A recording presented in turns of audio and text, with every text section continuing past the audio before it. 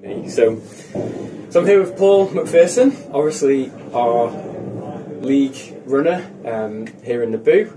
How have you felt about the tournament today so far? Yeah, so I mean these events are always fantastic. Kev always runs a great event, which is why so many people travel from all over Europe to attend. Unfortunately, I'm currently 1-2, so I'm out of the running. As we do in Europe, once you're out of the running, you have to start drinking. So I'm about to hit the bar and start my first Corona. But yeah, the event's going really well. Just been talking to some of the players at the top tables. Old allies, Shadow Collective, they seem to be making a massive showing. ASM mains seems to be doing particularly well. Yeah. So yeah, some really good decks and versatility out there. Yeah, I was surprised to see ASM because I've been practicing it a little bit myself, but I just, especially against like mains, the communion decks especially, I get absolutely trashed. So I know you're playing Diplo for light, so it's a bit different. How did you find that? Yeah, so interestingly, I've played my first two light side games have both been against ASM mains. Oh, really? And as it happens, I'm not very experienced in the matchup at all. On the first game against Tamas, I was absolutely destroyed. He was able to take pretty much every site, kill everybody, got rid of Jin Urso with BB9E. Got a foothold in space, was draining for free, and then just kept coming down with character after character after character and just destroyed me. Against John Morley, on the other hand, it went completely the opposite way. I got a foothold early on. He came down with, I think it was Darth Vader and Count Dooku. Vader got barriered, Dooku battled into a lone Kraken, leadershiped and cleared Dooku. Nice. And then the following turn I was able to put down Luke Rebel Scout, Leia Organa. He didn't save a force, so he couldn't swing. Leadership's again for 9 overflow. Then he had to start taking chances, and then I was able to clear him from space as well, and that felt quite straightforward. So I don't know if it's a 50-50 matchup dependent, but it feels okay. But you know, Diplo was a very late call for me. I've literally copied card for card. It's Brian Fred's Nationals deck. I don't know what I'm doing with it, but it's currently 1-1, so doing better than my dark deck at the moment. Well done. What dark deck are you playing? So dark deck, I've decided to go a bit fun Fred, so I'm ASM Destroyer Droids. Okay. I've only played one game so far, which was against Eric, and he was playing Old Allies, and I just couldn't get rid of him. He stacked at a site too strong for me to contest it. Cancelled a Key Ellis, which could have swung it a little bit. One of the first cards he top decked was Keep Your Eyes Open, and then he got out solo. So I knew that I had to battle into him twice to do any damage, and he set up with 3 destinies, lots of power. I couldn't really contest there. I did get more in space, I got out much anger in him, but he just shut up the character away, so I lost 4 one time. Rose was doing what Rose does, and I just wasn't completely out of it, but from about the midpoint of the game, he was definitely the control player, and I was one I think playing reactive. So I tried to spread and drain as much as I could. Made a key mistake one turn. I forgot to cloak Mulsif Infiltrator. Whoops. That caused me 8. I decided to keep the Infiltrator because I had no escape for more. If I can't be in space, I can't possibly compete in the matchup. Definitely. So yeah, dark side not as good as light at the moment. Cool. So about the playing then today, because you said before you haven't actually played properly for like a few years now. I mean, I played in Malmö, so that was the Swedish, not Swedish, sorry, the 2 original, Sweden and Norway and Denmark. Right. So that was fairly recent, wasn't it? Yeah, it was May. Right. Mid-May. There I played 6 games. Right.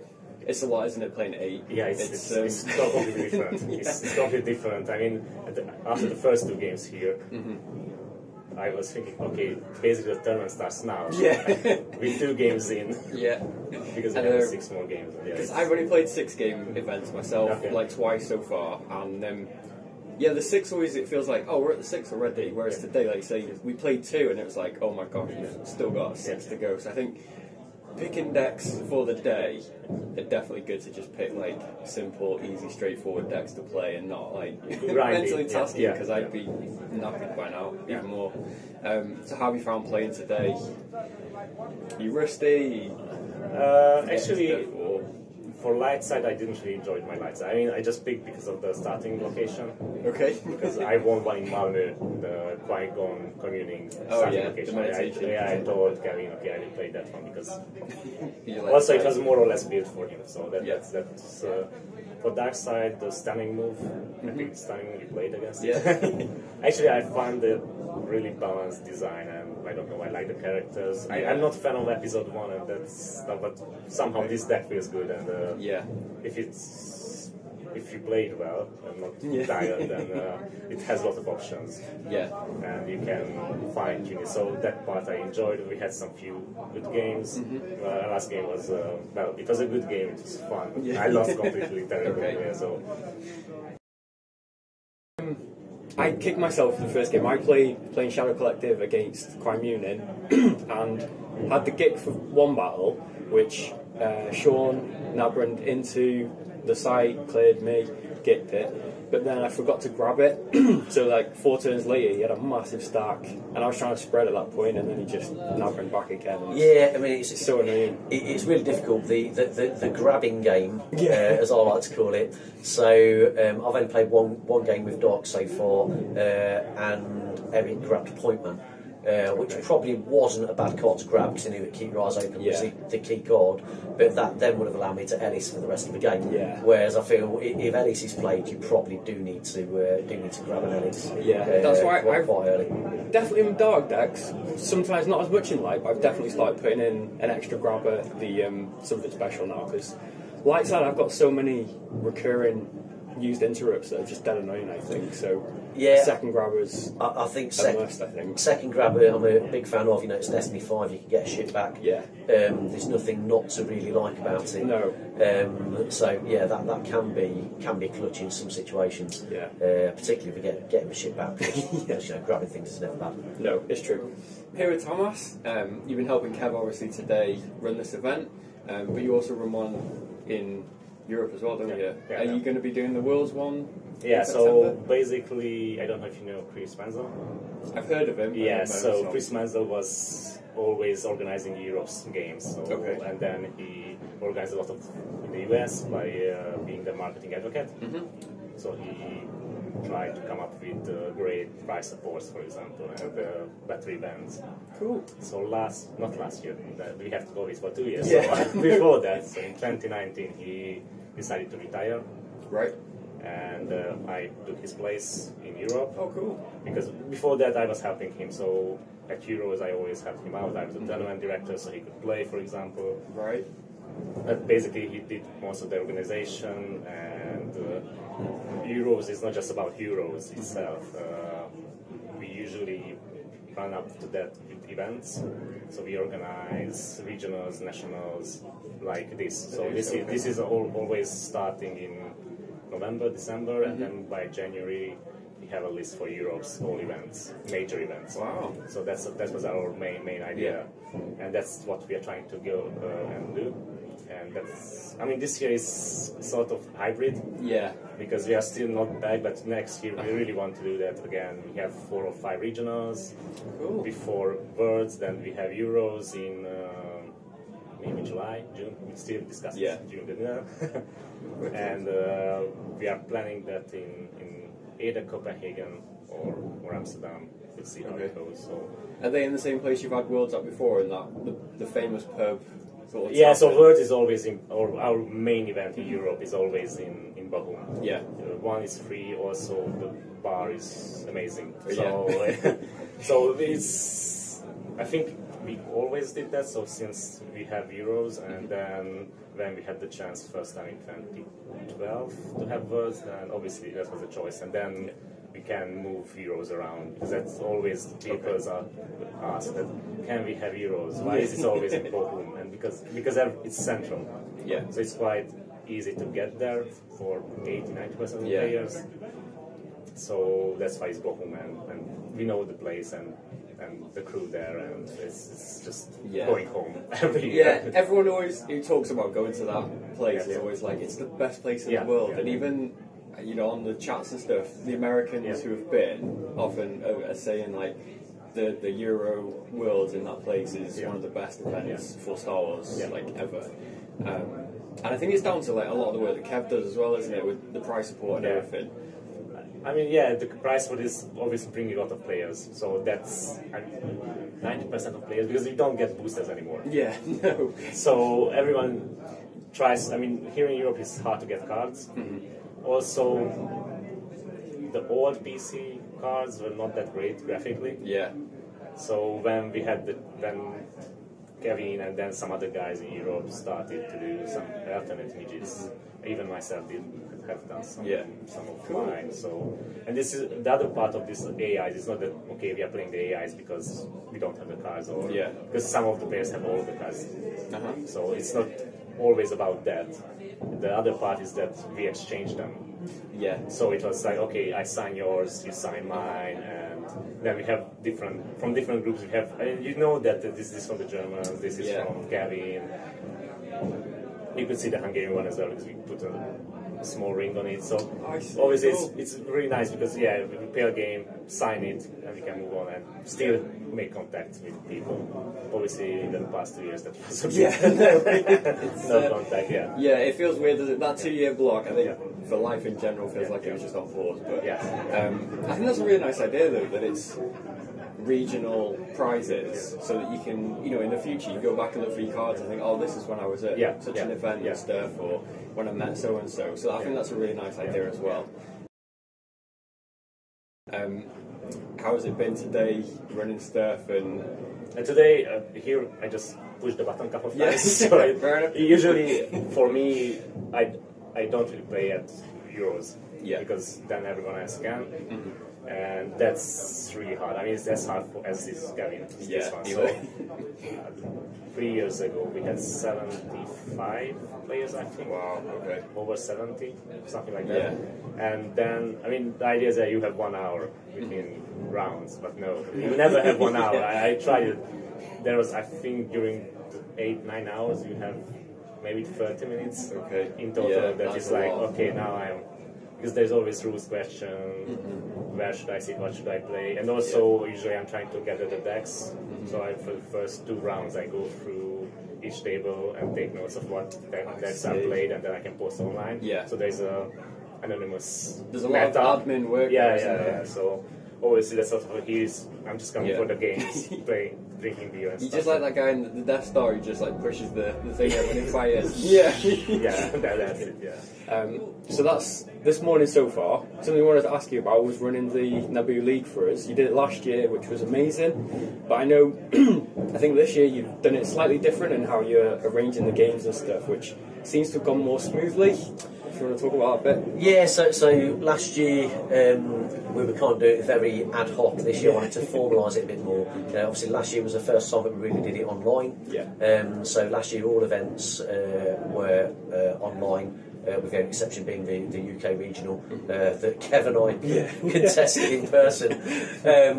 So this year we've gone for 3 online, 2 in real life events. But we just decided to try and formalise it a bit more, send out the parents via email. This year there was a charge as well, whereas last year I was happy to just pay the bill myself. I love the game, love the community, so I didn't mind doing that. But 2 years running was going to be a little bit much. So this year, the fact that players are paying to compete, even though it's only a fairly small charge, I think gives everyone that quite literal buy-in. That when it comes to arranging games, people just seem to be on it. So far we've done 2 full online events. There's only been 1 match that hasn't been played at all, or 1 game that hasn't been played at all. And the other rule being is if you don't play a game, both players get a loss. So we're not going down the line of whose fault was it. It's just, look, we've got to sort things out. Let's do it. Some players are much better than others at doing that. But generally speaking, it's probably unfair for me to critique, because I'm the one who sends out the pairing, so straight away I email my opponent going, I've got you, when can we play? But I think it's run really well. We've got 9 players competing in that at the moment, I think that's correct. The next event kicks off on Monday. Yeah, of course. That's what I was thinking with today, is depending on how my decks play out is what I'm going to do for this week now. But yeah, I think I would have played whatever But I think adding that little bit of a charge, it's not a big deal. It's a £5, I think, or whatever per event. And for the stuff that Kev gives out and what we get from the league and stuff, it's more than like worth it to just pay a little bit. And I think, like you said about having people buy in, the setting the games up this year has been so much easier than last year, because I know some people, you can email them, you're waiting like 2 or 3 days, whereas excuse me, I'm losing my voice. You know, now it's like, oh yeah, I'm free these 5 days, and you can easily sort one out. So I think it's definitely streamlined it. I was actually really surprised that we dropped about half the players by putting in a charge, and with a couple openly saying I don't think I should pay to play on a free platform. Okay. But I'm going to do a massive shout out here to Jared. The price support that we get from the league is phenomenal. Yeah, it's really, really good. Yeah. And I would happily pay the money to not even play any games just for a chance to get some of the cool prizes. It's true. So I think it's definitely well worth it. It's cheaper than playing in real life. Yeah. You do it from your sofa. You play when it's convenient for you to play. And I think going forward, that's probably something that, just talking from the tournament committee point of things. So last year it was pretty much all events online. This year it's gone sort of a 50-50 split. I actually hope going forward that we do keep some element of, if leagues choose to do online events, that they can do sort of half of the events online, because I think that works better for the players. I was explaining to somebody earlier on today, but although we've got quite a few players in Naboo, we're scattered all over the country. We are, so when we're trying to have an in real life event, it gets quite difficult. So I know Justin Branch, Silver Glen, he's recommended somewhere in Swindon, which will be good for him and Lyndon. That's idea track for the viewers at home. Okay. So they're both down in the south, whereas I'm looking at potentially doing one in Sheffield, which for them is a major commute. We've held events in Stoke, because it's about halfway between 3 different groups of communities, but we haven't got any players in Stoke. It gets quite interesting doing the in real life events. I do think it's like, I would be an advocate for the split of some kind, just for the commitment. Sometimes being able to go to an in-person event, like I know I can't make the next one just because of holidays, but being able to be involved with it for half or most of it, because it's online, maybe getting 1 or 2 live events is you're getting the best of both worlds, I think. I think so, but the live events, it's really difficult because real life does get in the way. So if we look at just today, we've had 3 players who'd confirmed but then couldn't turn up. But when we've got 24 players, that's okay. You can club that. But you'll know from our last in real life event, I think we had 8 confirmed and then 5 turned up. So when you lose 3 from that many, it doesn't work. I know the Naboo regional last year is probably a bit of a joke in terms of it ended up just being 2 players. But when we posted the dates onto the Facebook group, 6 players said they'd all make that date. And then it ended up with just 2 players being there. And it's just real life gets in the way. It does. Whereas for the online events, as long as you can play one evening, you can probably mitigate it. So. You can, So thanks very much for doing all that. We really appreciate it. I'm sure, speaking for everyone who plays here and in the Naboo League, excuse me, it's great, and I think you deserve a massive shout out for all the effort that goes into it, because it must take hours behind the scenes. I know just practicing my decks takes me hours and gets me in trouble with the missus all the time. So to organise stuff and do everything else as well, I think you definitely deserve a big pat on the back. So thank you so much. Thank you very much, and thank you to you at Masasai Based Training, and also a shout out to all of the other content creators out there. I know that recently you've been getting some swag as well. So keep it going. It's a great way everyone's doing. Yeah. Quiet Mercenary V cancels 3 things. What are they? Okay. So that is going to cancel, I think, Smuggler's Game Text from Remainder of Turn. It's going to cancel Ellis Hellrock, and it is going to. No, I'm not going to get the 3rd one. I'll kick myself when I go out of here and look. Are you going to tell me now? Or, I'm going to tell you after. Oh, okay. Okay. You have to wait until the end of the day, or maybe someone will play it today, and then you'll never forget then. No, that's great. Okay, so 2 out of 3. Well done. Good luck with the rest of the day as well, Paul. Thank you very much. Right, Mercenary V cancels 3 things. Do you know what those 3 things are? No. I haven't played the card, so maybe I've seen it a couple of years ago. But no, quite not. Fair enough. No, I will. No. Alright then, I'm going to reveal after because Paul can remember one of them either, so... Yeah, he played a lot, that guy, yeah. so it's easy for I always play the non-B, so... It's weird, Paul remembered, I think, was the obscure text bit on it, that he cancels, and then couldn't remember the other ones that go with it, so... Don't worry, you're not the only one. Yeah, no, it's fine. Thank you very much for this interview, and thanks for all your work with today, and I hope you alright. enjoyed it. Yes, it's been ace, so... This was your first one? First major, Yeah. and then I've played like 5 people tournaments. We had the just part of the league stuff we've done. Yeah, because I'm in the UK group, and there was a Hungarian guy, Balázs maybe, who was commenting.